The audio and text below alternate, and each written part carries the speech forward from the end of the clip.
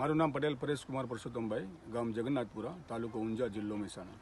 પરેશભાઈ, તમે કેટલા વર્ષથી મરચાનું વાવેતર કરો છો? હું છેલ્લા સમજો ને મારી કોલેજ પતી ગયા પછી હું છેલ્લા 25 વર્ષથી વાવેતર કરું. અચ્છા, અત્યારે તમારી ઉંમર શું થઈ?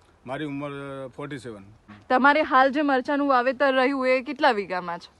સમજો ને મારા કાકાનો બધું થઈને મારા બોર ઉપર લગભગ 10 વીઘા વાવેતર છે અમારું પોતાનું. બરાબર છે. આપણે મરચાનું વાવેતર રહ્યું એ કયા મહિનામાં ચાલુ થાય અને કયા મહિનામાં પૂરું થાય? છઠ્ઠા મહિનાની 20 તારીખથી એપ્રોક્સિમેટલી થાય છે અને ત્રીજા મહિનાની 20 તારીખ આજુબાજુ પૂરું થઈ જતું હોય. સિઝનના અંતે વાવેતરમાં ખર્ચ ને શું આવતો હોય પર વીઘે?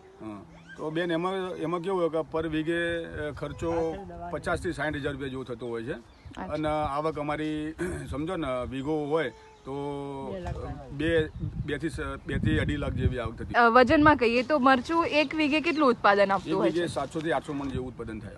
આપણે અહીંયા જે મરચા છે એ શું વીઘે ઉત્પાદન આપે છે? વીઘે બેન જો ને આજથી તો વર્ષો પહેલા ને 700 થી 800 મણ ઉત્પાદન આવતું હતું, પણ આ છેલ્લા 2-5 વર્ષથી જે આ થોડું વાયરસનો ને થોડો પ્રોબ્લેમ આવ્યો એના કારણે 500 વીઘા 500 મણ આજુબાજુનું અમારું થાય છે. બીજું તો કઈ ધ્યાન રાખવું પડે આમાં શું હોય બેન કે પહેલેથી સમજો કે આપણું એક પ્લાનિંગ હોવું જોઈએ કે ભાઈ આપણે કયા ખેતરમાં મરચો વાવવાના છે, તો એના અનુસંધાનમાં તમારે સાણીયું ખાતર હાના બીજું બધું તમારે એમાં ખેતર સારું બનાવી અને વ્યવસ્થિત કરીને પછી જ તમારે વાવેતર કરવું.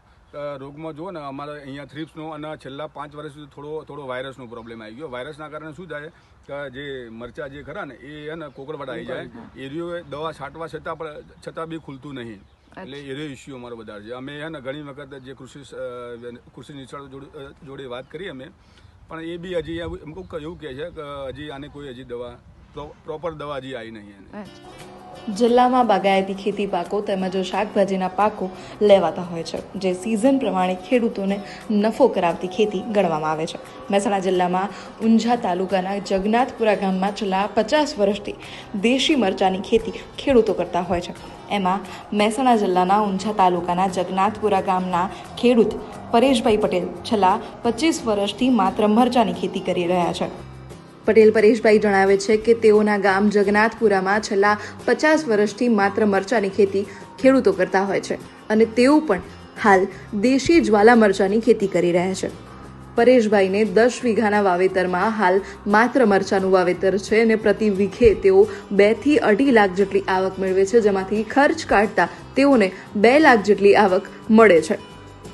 તેઓ પ્રતિ સિઝને 5000 મણ જેટલા મરચાનું ઉત્પાદન પોતાની 10 વીઘા જમીનમાંથી લે છે અને આ ઉપરાંત તેઓ 15 લાખ જેટલી આવક માત્ર મરચાના વાવેતરમાંથી ઊભી કરે છે. રિંકુ ઠાકોર, ન્યૂઝ 18 મહેસાણા.